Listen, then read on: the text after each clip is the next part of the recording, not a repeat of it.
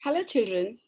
A big, warm, and loving welcome to our very own channel, Ammu&You. Ammu loves telling stories, and you love listening to them. I know that. How? Wow, through your responses, through all the lovely comments that I get from you. Now, today, I have a very interesting story for you, a very inspiring one, and one from our history. It's about a very inspiring person who inspired the world to have a new view on religion of love, religion of truth. The story of Swami Vivekananda. I'm sure you all have heard about Vivekananda. You know, he was such a great leader. He was a very knowledgeable person. And the story begins in the city of Kolkata, which used to be called Calcutta in those times. And about around 100 years ago, Bhuvaneshwari Devi was worshipping Lord Shiva. She was a great devotee of Lord Shiva, and she asked him for a son. She had daughters, but she wanted a son too. So every day she would pray to Lord Shiva asking for a son. Now God heeds to whoever asks of him with full devotion in a simple heart. And so Bhuvaneshwari's prayers were answered. And the early morning of January 12, 1863, she gave birth to a son. The son was beautiful, and Bhuvaneshwari was very happy. And this son grew up to be Swami Vivekananda. I will tell you about his growing up and what type of a child was he. His father was Vishwanath Datta. He was a lawyer and he had lots of money. He spent it also very luxuriously. He also gave a lot of money in charity. Now, our Swami Vivekananda, who was named Bireswar, and his mother called him Bile. That was the nickname she gave him, Bile. He was really very naughty as a child. And his mother and his sisters really had a tough time to tame him. And he would lose his temper and he would become hyperactive at times. And then in those times, you know what his mother did? She would just pour a bucket full of cold water on him, and immediately Bilay would be calmed down.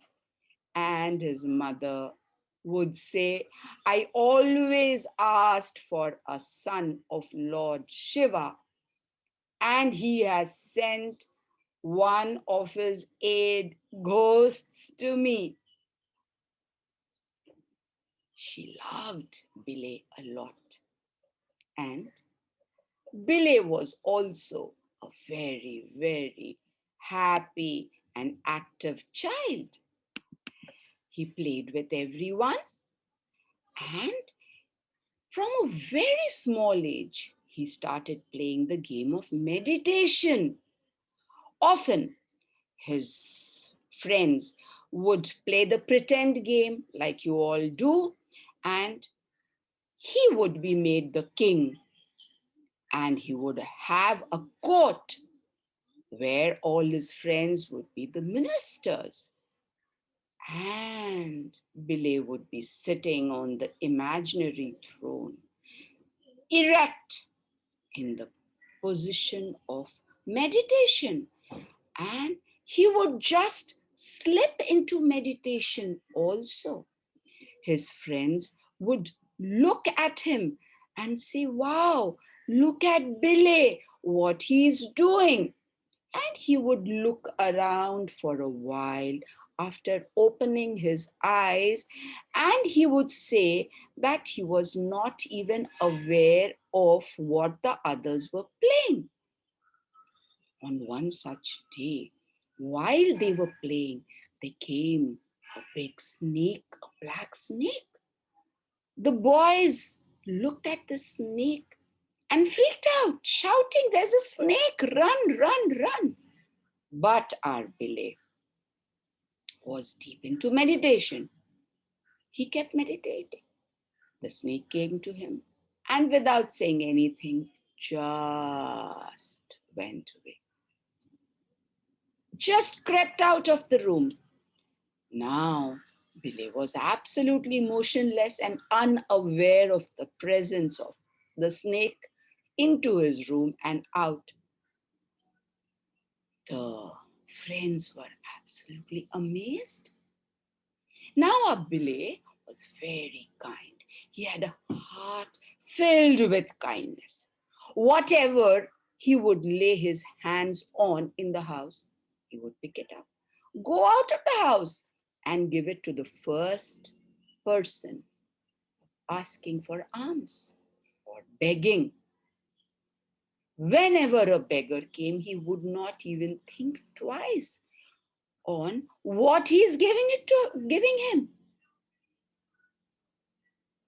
People in the house were very, very fed up that he is not even asking. He just picks up things and gives it away. So, they forbid Billy to do that. But Billy just would not understand. So what did they do?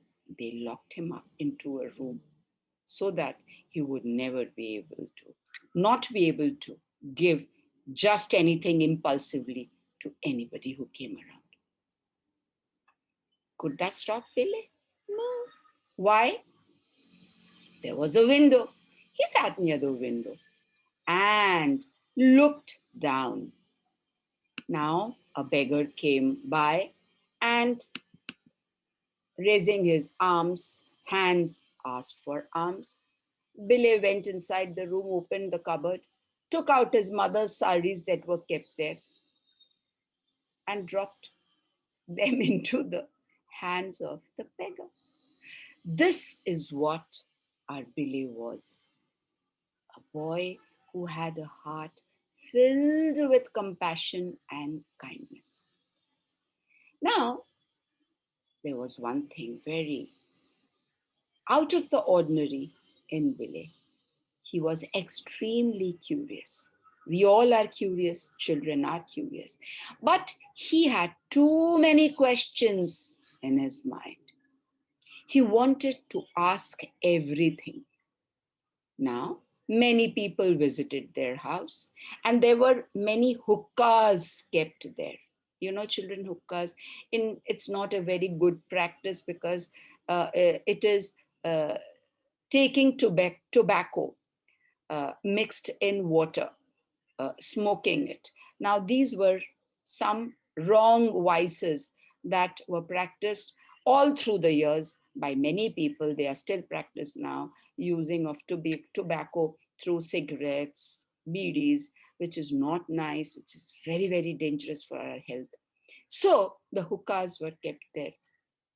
And why were there so many hookahs?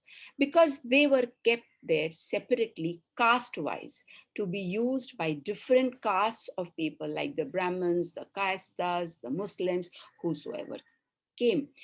Caste was a big thing in those days. Caste means you are divided into certain groups based on your birth. You will know maybe more about it in history. It was not a very good thing. But in those days, it worked for them because people worked according to their caste. Now it has no meaning in our today's life. We all work according to our abilities and our diligence. So one day when no one was watching, our Billy went and he started trying out all the hookahs. His father came and said, "Why are you doing that? You are not supposed to do it. I want to see if all these hookahs taste different because they are kept separately for different people. So, do people belonging to different castes have different tastes? And if you use a hookah from somebody else's caste, would you lose your own caste?" Billy's father tried to explain it to him what was the practice of those times. Billy did not agree to that, though. He was just 7 years old when he was admitted to a school. In those days, children, there was no preschool, nursery school.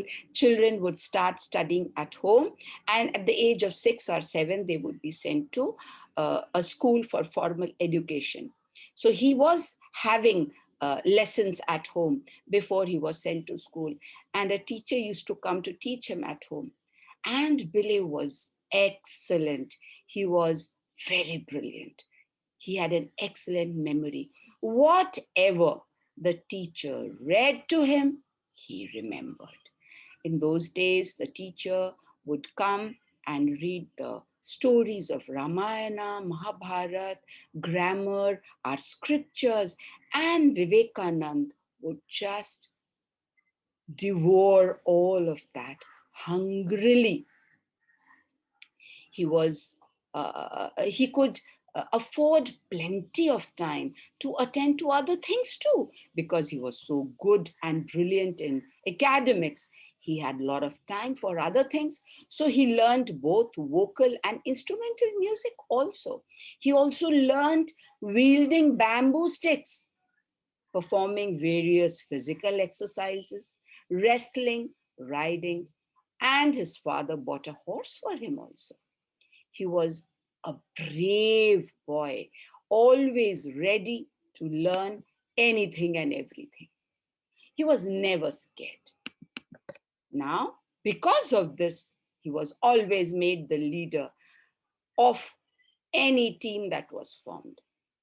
He had an immense sense of duty and he was very, very courageous. Now, one day, there was a gymnasium close to their house. Billy and his friends were playing there. And suddenly,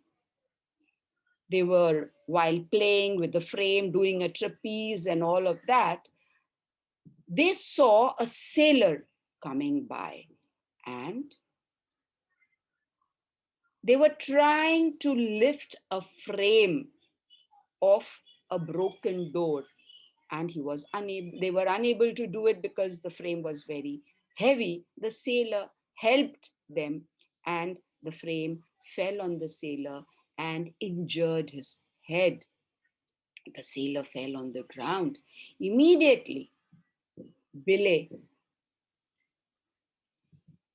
went to him to tend him. All the friends ran away. They fled because they saw blood coming out. They were scared. But not our Billy. He tore his own cloth that he was wearing, bandaged the wound on the head of the sailor, and he called for his friends. Together they nursed him, sprinkled water on his face till the sailor regained consciousness. Then they picked him up and took him to a nearby school where the teacher called for a doctor to attend him. And the sailor was looked after till he was completely recovered within a week. So that was the sense of duty that our Billy had. Now, Billy was called as Narendra in school. Narendra passed the entrance examination with very good marks and got admission in college. He was a grown up now. He had read many, many books. He was very, very well informed. But he wished to know more of God. He had a lot of faith in God because he had seen his mother worshipping God. He had immense faith in God, but he wished to know him intimately. So he tried many ways that he could think of, by reading, by practicing all the virtues. He always spoke the truth. He always served people, and by doing perfect meditation. And through the practice of meditation, he grew more and more calm and clear minded. And he started getting better and better, even better with his studies, because his mind started getting very clear. And the more he grew up, the more he wanted to see God, know more about him. He heard about a huge, well known, popular sage known as Sri Ramakrishna. He had heard that he was a very good guide, teacher to know God. He was a guru to many who aspired to know God. So Narendranath went to this pious man and asked him, "Have you seen God?" Before asking this man, he had asked the same question to many, many learned people that he had come across. And no one could give him a convincing answer. But when he asked this question to Sri Ramakrishna, he looked into the eyes of Narendranath and said, "Yes, I have seen. I have seen God just as I am seeing you." That moment, Narendranath accepted Sri Ramakrishna as his guru who would help him realize God. Ramakrishna had seen God. He saw him whenever he wished to. And he had said that God is like your parent. Parents love you dearly. God also loves you as dearly as your parents. Hearing this, our Narendranath was very touched by these simple ways of connecting God to human being. One day, Sri Ramakrishna came to somebody else's house, and Narendranath heard of his coming. He went there. Narendranath was asked to sing in front of Sri Ramakrishna.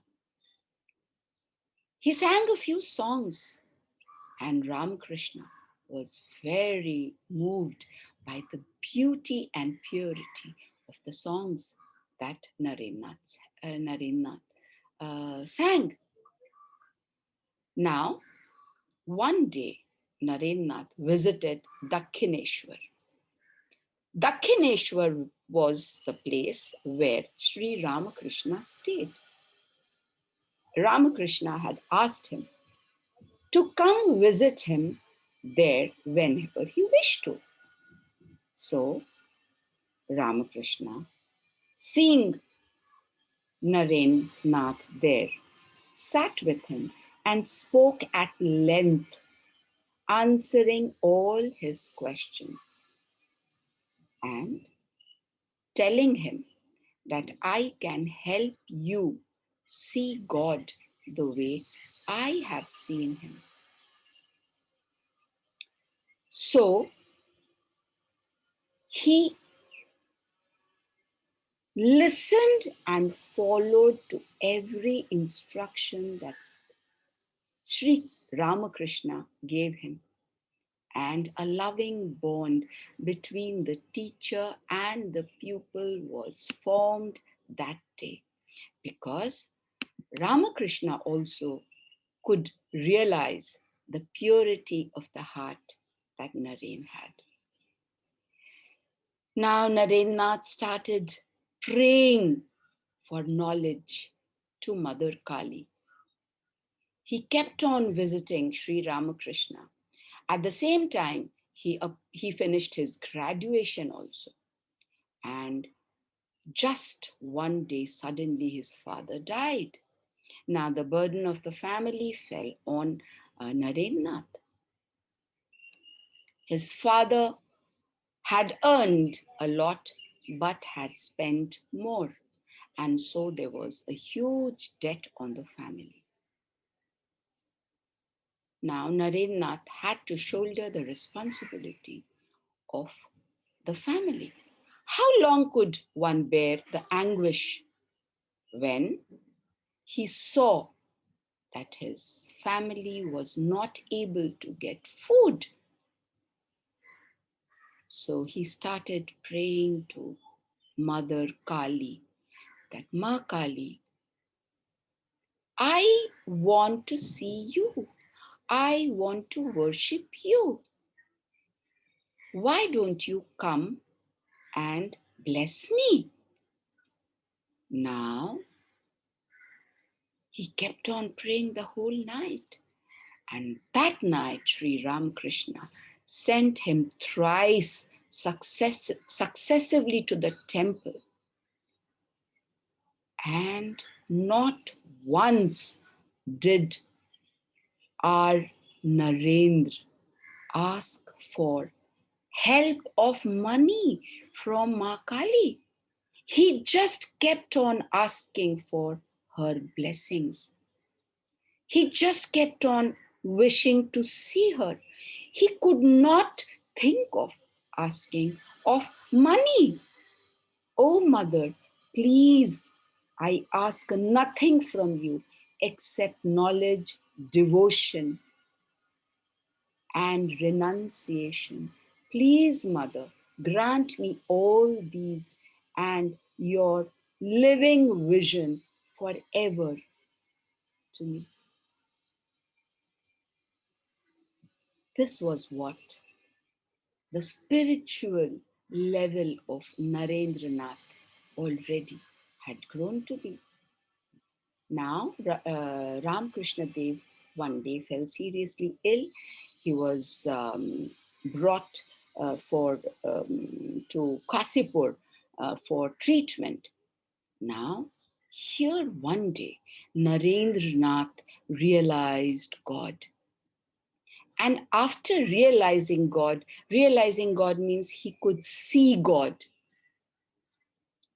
He decided that he would spend the rest of his life in only meditating after the sages of the past. But Ramakrishna said, your dream of a meditative life will not be realized till you accomplish many a mother's work which you are destined to fulfill. Do those first, and then you are free to walk on your own spiritual path. Sri Krishna passed away on the 16th of August, 1886. And after that, the boys started coming to Narendranath for guidance. And Narendranath renounced the world and took to Sanyas. As a monk, he lived there in utter privation, eating frugal meals. And he started Bora Nogor Mutt, the place where he lived. And he wanted to work from this place to fulfill mother's dreams. What were the dreams? To serve the needy and the poor. And one day, when Narendra was already a monk and he was started being addressed as Swami Vivekanand, a sannyasi. He made a long journey all alone on foot through the length and breadth of the country. Why? Because Ramakrishna came to his dreams one day and instructed to spread his knowledge as much as he could. And that is exactly what our Swami Vivekananda started to do. Now, while traveling through various kingdoms, he met kings. There were many transformations in those kings. One of them, King of Alwar, he questioned Swamiji that I don't believe in idolatry. Idolatry means worshipping idols of God. Vivekananda, without batting an eye, said, here, there's a photograph of the king, the same king of Alwar, in the court. He asked a minister to stand up and spit on the photograph. The king and the minister were shocked. How can we spit on the photograph of the king? Why? This is not the king, this is just a photograph. Why can't you spit on it? The king was speechless. Then Swamiji explained, though someone's photograph is just a piece of paper, yet when we take a look at it, it reminds about the person who is in that picture. We do not think of the paper or the color, we think of the person. It is the same thing with the idols. It just reminds us of the God that we are worshipping. King Alwar understood and became a disciple of Narendra or Swami Vivekananda. He traveled through the whole of country, reached Kanyakumari, did his meditation there for a long time. And children, there is a rock which is named as the Vivekananda rock, where he sat and had done his meditation. He swam across the shore of the Indian Oceans at the instruction of Sri Ramakrishna from Kanyakumari to spread the knowledge all over the world. Because a parliament of religions was to meet at the time in Chicago in the United States. Swami Vivekananda set on a ship and he reached there. Money was raised. Among his followers were Rajas and the kings, and he set out to the United States on a ship. The ship sailed from Bombay and via Japan, Singapore, Hong Kong, it reached Canada. He disembarked and took a train to Chicago. He spent a few days there, but he didn't have enough money. And it was so cold. Now, 2 more months were to go before the commencement of the parliament. And he did not have enough money to stay that long in that country. He was in real trouble. And he always thought that he had come here to save his poor country by talking of the real religion about his knowledge in this meet. And so he could not leave that place without attending that meeting. Now, what would he do? He went from one place to the other, preaching in America, and he became famous there. He got many disciples. They were his pictures were displayed on the streets of the city of Chicago. And he took part in the parliament meet of religions. And as soon as he started his speech as "My brothers and sisters," the whole parliament broke into claps.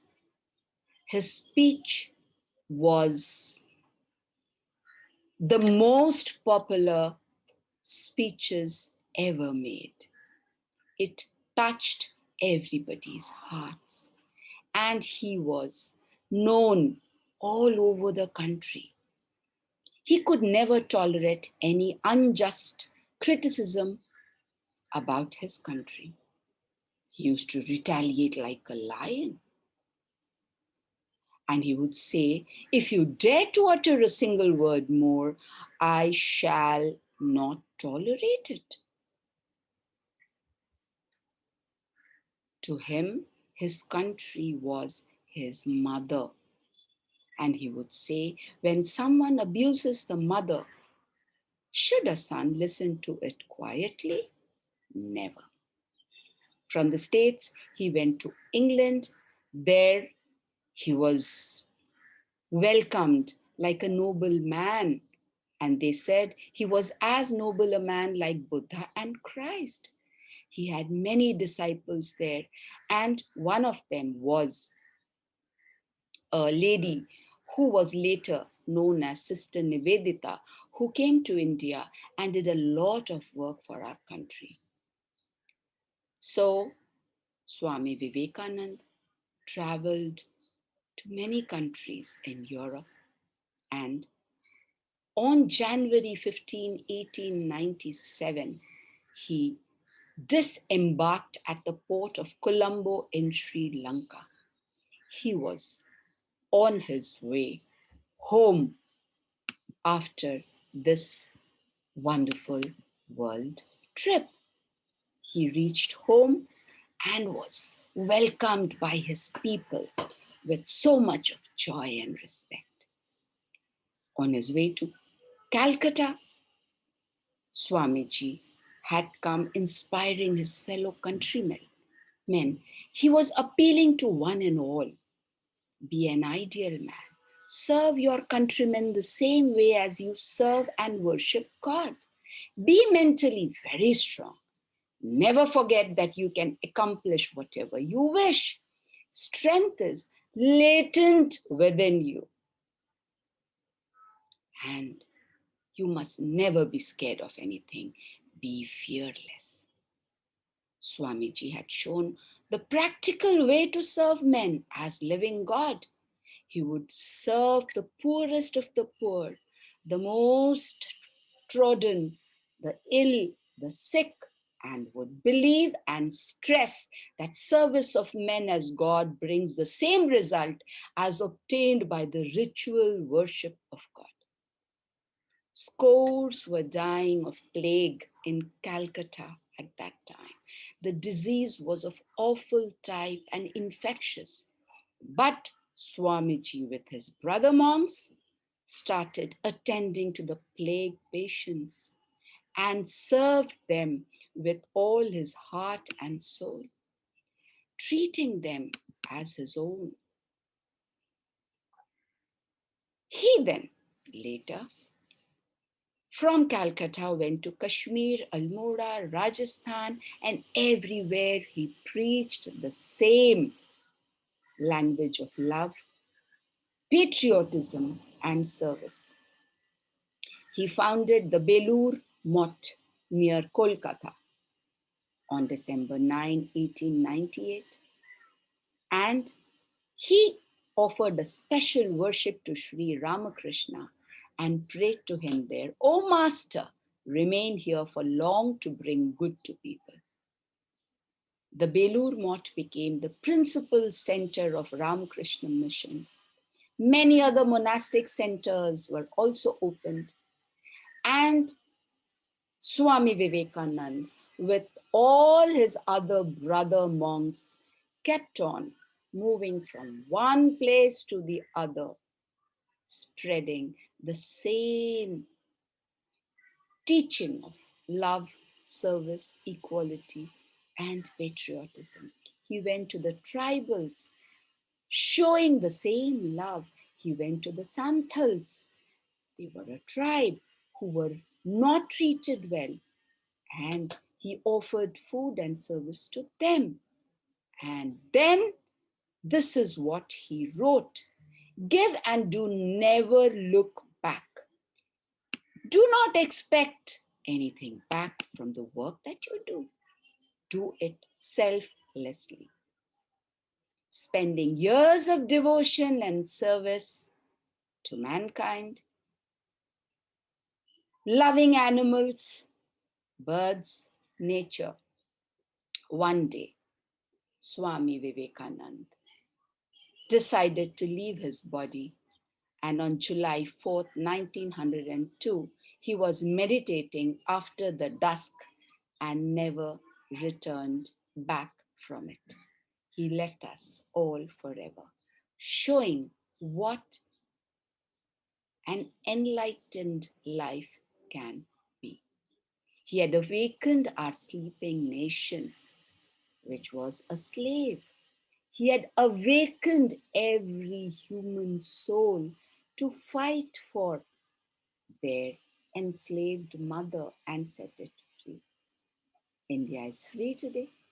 There has been a lot of development since independence, but it is what we always should remember, that we must always try to achieve what Swamiji taught us and stood for: love, truth, patriotism, devotion. I'm sure you love the story of Swami Vivekananda. You know what to do: like, share, subscribe, share with your friends, and be good. Try to imbibe the qualities of Swami Vivekananda. Thank you for listening to the story, and wait for Ammu again soon.